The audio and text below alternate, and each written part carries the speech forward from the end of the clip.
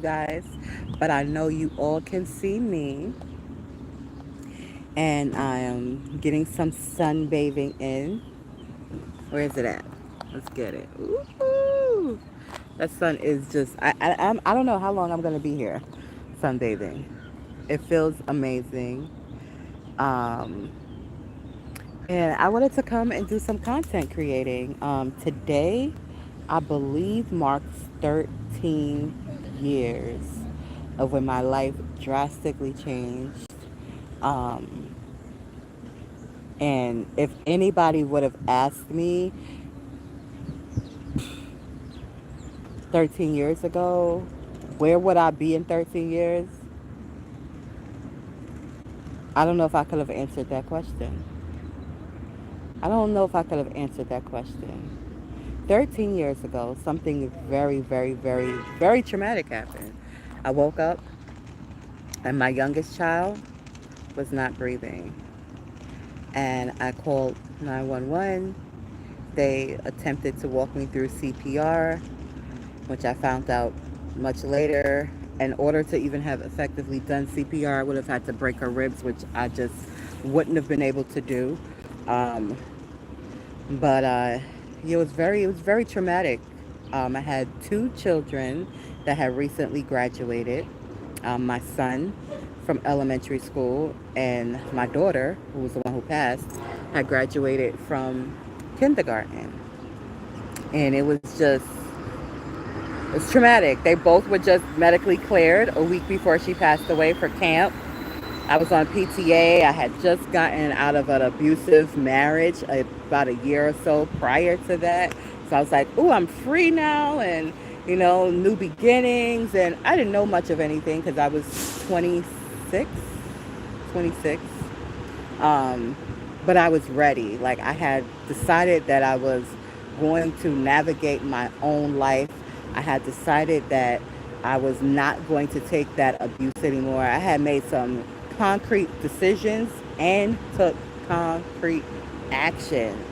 And to have that experience just threw everything upside down. It made me question everything in life, religion. And I guess that was the beginning of a dark, what do they call it when you are coming into a spiritual awakening? Dark night of the soul. Um, and I don't know when that actually ended. Okay, because I went instantly into warrior mode because I was a former foster child. When they put my name in the computer, which they did because they told me it was their protocol when there's a fatality. This is the language that was used to me. This is our protocol where there's a fatality of a juvenile and there's a surviving juvenile. That is their exact terminology they used to me. They talked to me like I was a freaking cop, and I wasn't. Of course, it was cops that was talking to me because they did respond eventually. Them with the EMTs. Um, when I say respond, I mean like physically came to the location we was at, which was the location where I was first raised in, Marcy Projects. I was in that apartment. That's where I went for safety, and it wasn't a safe space. I had organizations like Safe Horizons that was trying to put me in a shelter and give me like that support that I needed for a new beginning at that point in time. But I was so stubborn. I was like, why would I go into a shelter when I have access to an apartment and it's not much? I left my 3-bedroom duplex apartment in Pennsylvania to get away from my ex-husband that time around and came to a little teeny tiny 1-bedroom project apartment, you know. So I had made some ultra sacrifices, my furniture, everything I left to get some freedom. So to get free and then have a tragedy happen after the freedom, I mean, not like a small tragedy, huge tragedy, and then afterwards, because again, I was a foster child, and my name was in the computer, and their protocol was to do an investigation because initially we didn't know why she passed away. It wasn't like nowadays. Nowadays, people drop down, and it's like I hate to say that it's a normal thing, but it's not something that is not normal right now. Like you have athletes that drop down on the court, and they're like, this person was an athlete. They ate well. They were healthy. We don't know what happened. Their heart just stopped. 13 years ago, things were a bit different. People weren't just dropping dead. At least not young people. Not young healthy people. Weren't just dropping dead. And so they were like, okay, we need to look into it. So we found out the reason that she passed was a diabetic coma, and she was not diagnosed with diabetes. So, it was like, damn, it's fucked up, And at the same time, simultaneously, I was coming into knowledge about our good old US of A, and about my heritage, and how there were so many injustices that were going on, and how brown folks were targeted here. And in my grief, I got very vigilant, and I went into warrior mode, and I really didn't start like grieving holistically for several years, because my warrior mode involved me defending and holding these people accountable, that not so much the lady who didn't diagnose her, because it was a new pediatrician, but the people that was separating me and my son while they were looking after they had already the autopsy. And I realize now that I'm much older and I'm mature why, and I realized, of course, before now, why they took that approach. But they took that approach because they were trained to take that approach that they took with me. They took the approach with me not looking at me as a mother that was grieving, because you didn't see that. You didn't see crying. You didn't see out of control. You saw somebody that on the surface looked very calm, because on the surface I was like, I need to protect. She's gone. There's nothing that could be done to bring her back. I need to protect and fight for the one that is still here. And so I don't even know. It was God. God is the only thing that I could say that was even running me at that time. I was completely in autopilot. So when I showed up, I wasn't yelling, I wasn't angry, I was calm, I was articulate, but I was very precise. And when I discovered that they were doing things that they shouldn't have been doing, I brought it to their attention. I wasn't quiet about it. I wasn't thinking that, oh, well, me bringing this to their attention and me threatening to sue these people while they still have my son, they may come at me another way. They may see me as an opponent, and that's exactly what they saw me as. That's exactly how they treated me, and that's exactly the experience that I had. And they kept him for as long as they could. They had no justification for keeping him, aside for, you're not cooperating with us. And I'm like, well, why would I cooperate with you? What are you talking about? This is not no fault of mine. What do you want me to do? Well, we want you to go to parenting classes, and we want you to do this. And I'm like, I'm a good mom. What are you talking about? Like, maybe initially I chose the wrong partner to be with, but I got my kids from him. I got myself from him. I'm a good mother. What do you mean you want me to do this? That doesn't make any sense. I'm not doing that. Let him go. And they were like, yeah, no, we're not letting him go. And then me throwing it in there that I was going to sue them did not make it easier, because then, of course, we got to be very careful what she's saying, because she might actually go get a lawyer. And we're just going to hold him. And that's not exactly maybe what they were thinking, but that is what they did. And eventually, I realized, these people this is a whole big corporation. Talk about the city of New York. One of their agencies, we're talking about, yeah, they're looking at me, they size me up. Former foster child, she ain't got nobody. Yeah, she'll give up. She won't, she ain't gonna hold, she can't even afford a lawyer. She'll give up. But I gave up fighting them, but I never gave up on my son. And eventually he came home. Unfortunately, when he did come home, he had been raped inside of foster care. He had been physically abused inside of foster care. The boy was damaged, and I didn't even know that he was damaged when he initially came home. I thought he was just being an adolescent, a preteen, and just being rebellious. Those things didn't come out until years later, So it has been, I want to say, that dark night, it might be just ending, to be honest with you. It might have just ended today, on the 13th the day of that she passed, this might be the official ending. And why I feel it's the official ending is I have a brand new career.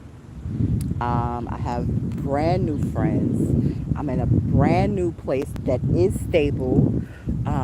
And I do have a cane, so it's not like everything is excellent, but I have action plans and plans in place to better myself, and I'm doing it, and I feel good, and I know who I am now. So I could go into any arena with anybody. And my son, by the way, is 25 now, and he's doing exceptionally well considering that little bit that I shared with you. He's doing exceptionally well. He's went through many other trials and tribulations after that, you know. But he's doing pretty good now. He's doing pretty good now. He's working. He's working towards his education. He's on his own, but he got good network of brothers, I want to say, and sisters that are supportive towards him. So, you know, I'm grateful. I'm grateful. And look at me.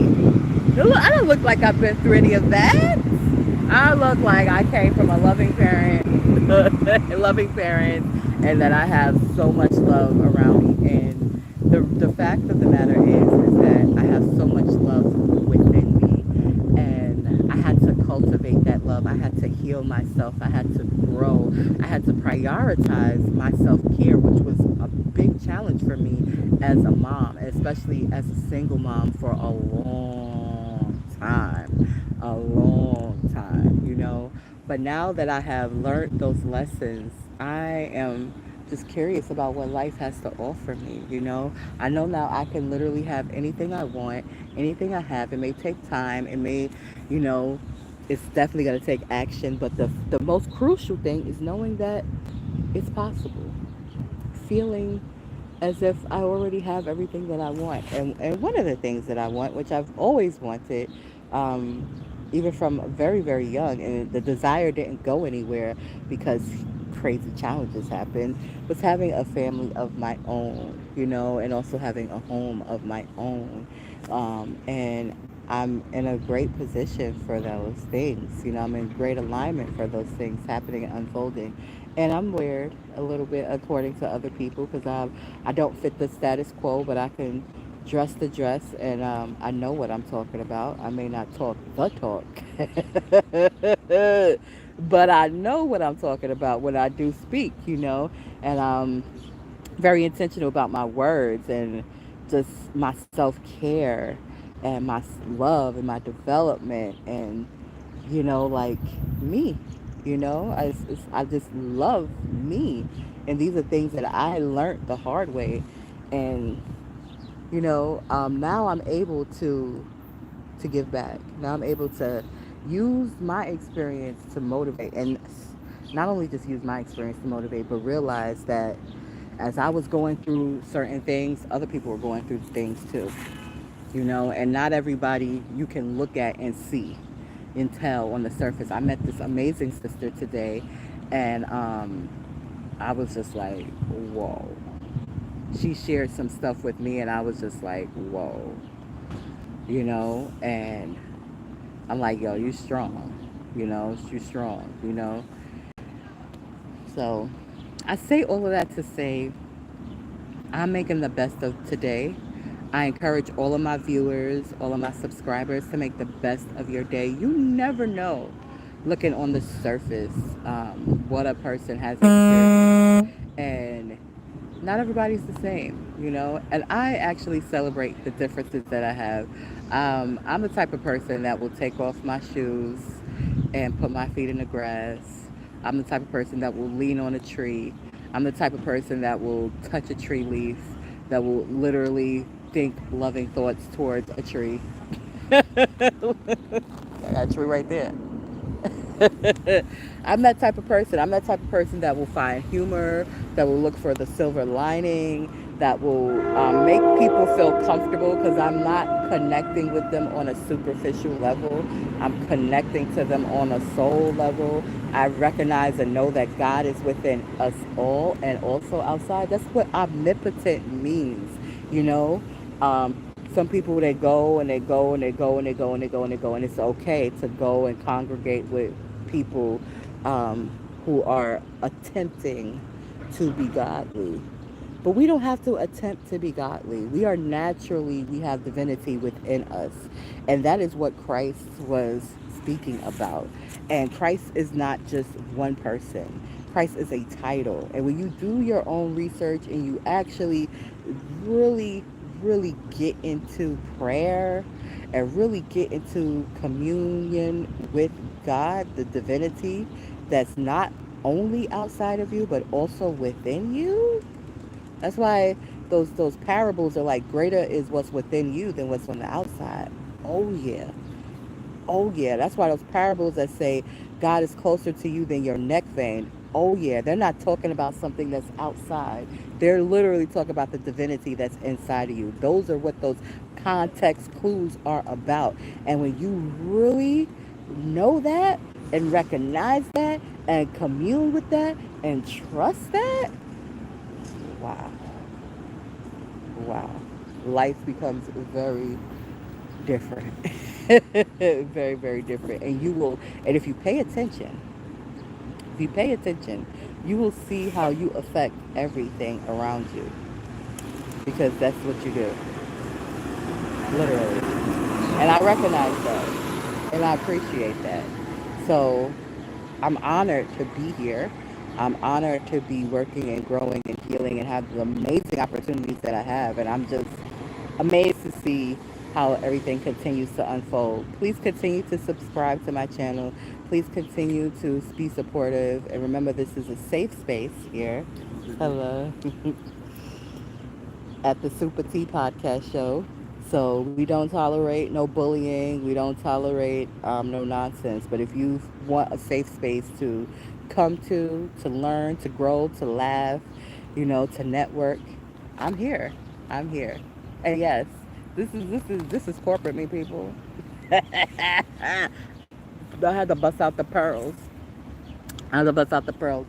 But more important than the pearls of fashion and, of course, a statement. But more important is the crystals.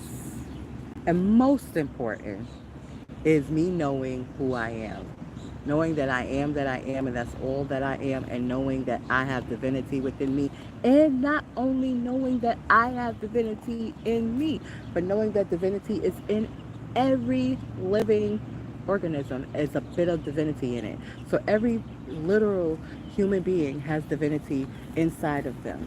Every tree has divinity inside of it. They may not know. They may not be conscious about it. They may think it's outside of them only, but I know it's inside of them. And so because I know it's inside of them, that's the part that I always connect with. That's why the connections are authentic. That's why so many different diverse people feel comfortable talking to me, sharing with me, opening, because they know I ain't judging them. I'm connecting to the greater part of you because I'm connected to the greater part of me consciously. So with that being said, have an amazing day.